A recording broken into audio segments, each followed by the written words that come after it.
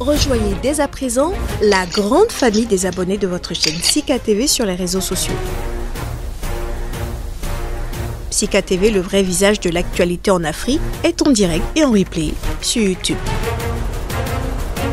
Abonnez-vous et cliquez sur la cloche de notification pour ne rien rater. Nous sommes également présents sur Facebook et sur Twitter.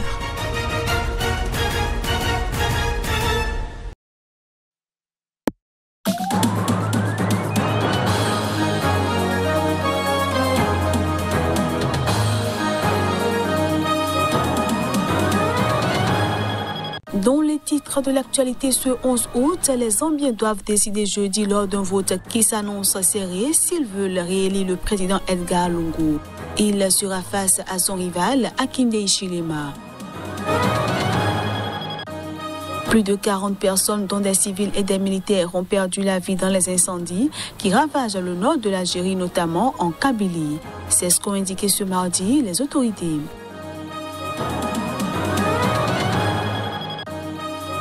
Et puis l'ancien international Didier Drogba, candidat à la présidence de la Fédération ivoirienne de football, a officiellement démissionné de son poste de vice-président de l'Association des footballeurs ivoiriens.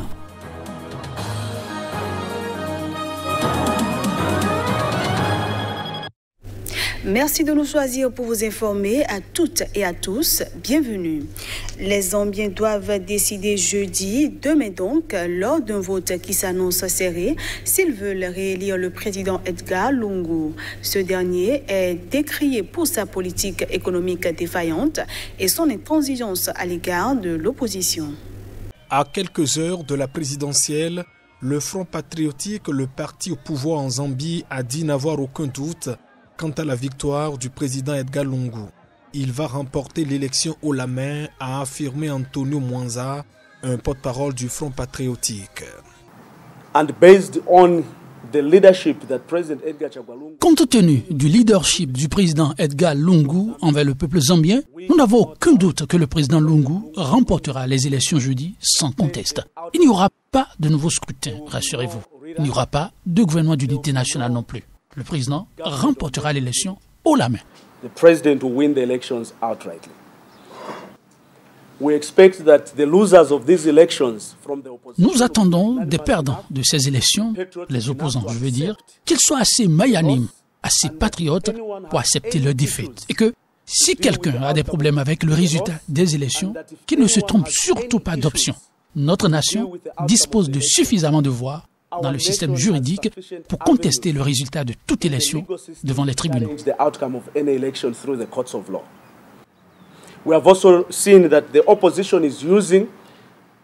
Nous avons également constaté que l'opposition utilise la violence comme une arme stratégique pour tenter de saper le processus électoral, mais aussi pour intimider notre peuple afin qu'il ne se déplace pas en nombre pour aller voter. Nous voulons appeler tous les Zambiens, tous les électeurs inscrits dans ce pays, à ne surtout pas se laisser intimider. Le principal rival du président sortant, âgé de 64 ans, est son opposant historique, un richissime homme d'affaires autodidacte.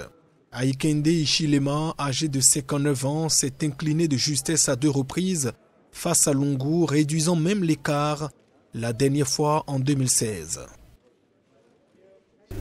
Le Premier ministre Abiy Ahmed a appelé ce mardi tous les Éthiopiens aptes et majeurs à rejoindre les forces armées. Il a lancé cet appel alors que le conflit qui dure depuis 9 mois au Tigré s'est étendu ces dernières semaines à 2 régions voisines du nord du pays. C'est maintenant le moment pour tous les Éthiopiens aptes et majeurs de rejoindre les forces de défense, les forces spéciales et les milices et de montrer leur patriotisme, a déclaré dans un communiqué le bureau du Premier ministre, moins de 2 mois après avoir décrété un cessez-le-feu. Le conflit au Tigré connaît depuis fin juin un spectaculaire renversement de situation. Les combats ont débuté en novembre dernier, après l'envoi par le Premier ministre Abiy Ahmed de l'armée fédérale au Tigré pour destituer les autorités régionales issues du Front de libération du peuple du Tigré, TPLF. Selon le prix Nobel de la paix 2019, cette opération répondait à des attaques contre des camps de l'armée fédérale ordonnées par le TPLF. Abiy Ahmed a proclamé la victoire fin novembre après la prise de la capitale régionale Mekele. Mais le 28 juin, les forces rebelles pro-TPLF ont repris Mekele, puis une grande partie du Tigré les jours suivants. Après un cessez-le-feu décrété par Abiy Ahmed, officiellement pour des raisons humanitaires, et le retrait des soldats éthiopiens, les forces tigréennes ont poursuivi leur offensive vers les régions voisines de l'Amhara au sud et de l'Afar à l'est. La semaine dernière, elles se sont notamment emparées de la ville Amhara de Lalibela, qui abrite des églises classées au patrimoine mondial de l'UNESCO. Dans sa déclaration, le bureau du Premier ministre annonce que désormais les forces de sécurité ont pour instruction de mettre fin une fois pour toutes à la destruction menée par l'organisation traîtresse et terroriste du TPLF et les machinations étrangères. Mardi, un responsable d'un hôpital en Afar a indiqué qu'au moins 12 personnes ont été tuées et des dizaines blessées le 5 août dans une attaque contre des civils dans la localité de Galikoma. Selon le médecin, les survivants affirment avoir été visés par des combattants du Front de libération du peuple du Tigré, TPLF. Des responsables du gouvernement régional de l'Afar ont évoqué, eux, un bilan d'au moins 200 morts à Galikoma qui n'a pas pu être vérifié de manière indépendante. Mogadiscio et Nairobi ont convenu ce mardi de réinitialiser leurs relations bilatérales. C'est à l'issue de discussions entre le président kenyan Uhuru Kenyatta et le premier ministre somalien Mohamed Hussein Roble qui marque un dégel entre les deux pays voisins de la Corne de l'Afrique. Les deux pays d'Afrique de l'Est, qui partagent 700 km de frontières et sont en théorie alliés dans la lutte contre les islamistes Shebab, nourrissent des relations tumultueuses. La Somalie a régulièrement accusé le Kenya d'ingérence, tandis que ce dernier a accusé Mogadiscio de chercher un bouc émissaire à ses problèmes internes. Selon un communiqué du bureau du président kenyan, les discussions bilatérales à l'issue de la visite du Premier ministre somalien ont offert une opportunité d'ouvrir une nouvelle page pour notre population. Il est temps d'améliorer les échanges commerciaux et de régler les problèmes d'immigration pour permettre des interactions entre populations, a déclaré le président kenyan au Premier ministre somalien, selon le communiqué. Mohamed Roble a de son côté salué l'entrevue comme le début d'une relation solide et profonde, fondée sur un intérêt mutuel pour une stabilité durable et une coexistence pacifique, selon le communiqué. Les relations diplomatiques avaient été rompues en décembre par la Somalie. Cette rupture était intervenue alors que le président kenyan recevait à Nairobi le président de la République autoproclamée du Somaliland, non reconnu par la communauté internationale et que Mogadiscio considère comme faisant partie intégrante de la Somalie. Un autre point de tension entre les deux pays concerne le Jubaland, état du sud de la Somalie frontalier du Kenya. Le Kenya considère cette région comme une zone tampon entre son territoire et les Shebab affiliés à Al-Qaïda, et il soutient le président régional Ahmed Madobe dont les relations avec Mogadiscio sont houleuses. Les deux pays se disputent également au sujet de leurs frontières maritimes dans l'océan Indien. Mais l'ambassade du Kenya en Somalie a officiellement rouvert dimanche à l'occasion de la venue à Mogadiscio de la ministre kenyane des Affaires étrangères, Rachel Omamov. Ce journal se poursuit. Au moins 42 personnes, dont 17 civils et 25 militaires, ont perdu la vie dans les incendies qui ravagent le nord de l'Algérie, notamment en Kabylie. Selon les autorités, il s'agit de feux d'origine criminelle attisés par un épisode de canicule. Une cinquantaine d'incendies d'origine criminelle et attisés par un épisode de canicule ont débuté lundi soir dans le nord de l'Algérie, notamment en Kabylie, selon le ministre de l'Intérieur qui s'est rendu accompagné d'une délégation ministérielle à Tizi Ouzou, l'une des villes les plus peuplées de la région. La radio publique algérienne a annoncé l'arrestation de 3 pyromanes à Médéa, où un incendie s'est aussitôt déclaré. Un 4e a été arrêté à Annaba. L'Algérie connaît un été caniculaire marqué par une raréfaction de l'eau dans le pays. Les services météorologiques prévoient des températures allant jusqu'à 47 degrés. Les incendies ont tué 17 civils à Tizi Ouzou et Sétif, selon un nouveau bilan annoncé par le Premier ministre dans la soirée. Le ministère de la Défense nationale a précisé que 14 autres militaires souffraient de brûlures à différents degrés.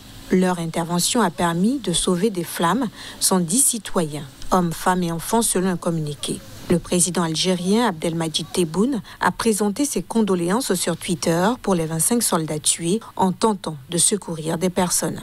C'est avec beaucoup de tristesse et de chagrin que j'ai reçu la nouvelle du martyre de 25 membres de l'armée nationale populaire après qu'ils aient réussi à sauver plus d'une centaine de citoyens des flammes des incendies dans les montagnes de Béjaïa et de Tizi Ouzou. Face à ce terrible événement, nous nous inclinons avec révérence devant les mânes des fils vertueux de la nation.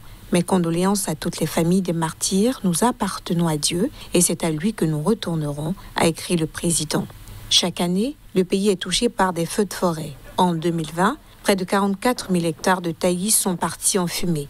Les incendies qui se multiplient à travers le globe sont associés à divers phénomènes anticipés par les scientifiques en raison du réchauffement de la planète. L'ancien buteur vedette des éléphants Didier Drogba a officiellement démissionné de son poste de vice-président de l'Association des footballeurs ivoiriens. Il justifie cette décision par l'inaction de cette instance censée défendre l'intérêt des footballeurs du pays.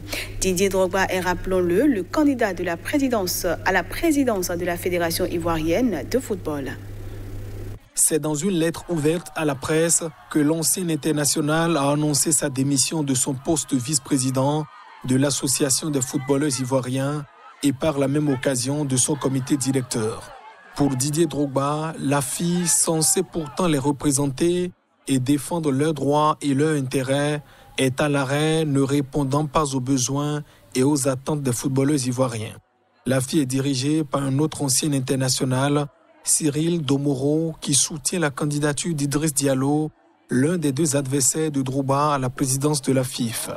Drogba accuse Domoro, le président de la FIFA, d'avoir signé divers pactes et conventions sans en avoir informé les adhérents et certains membres du comité. L'ancien capitaine de l'équipe nationale de Côte d'Ivoire vise la présidence de la Fédération ivoirienne de football, dont les élections sont prévues en novembre. Pour rappel, la Fédération ivoirienne de football a été mise sous tutelle en décembre 2020 par la FIFA qui a installé un comité de normalisation pour tenter de régler une crise concernant sa présidence. Ce comité de normalisation du football ivoirien vise à choisir un président de la FIFA sur le modèle de la Confédération africaine de football, dont le président est élu par ceux des 54 fédérations qui la composent, chaque fédération disposant d'une voix. Le 14 janvier, la sénatrice Mariam Dao Gabala, néophyte dans le monde du football, a été choisie par la FIFA pour présider le dit comité qui a pris ses fonctions le 21 janvier. Il comprend 4 membres chargés de gérer le football ivoirien jusqu'au 31 décembre 2021. Et c'est sur cette démission de Didier Drogba de l'Association des footballeurs ivoiriens que prend fin cette édition, que je vous remercie d'avoir suivi.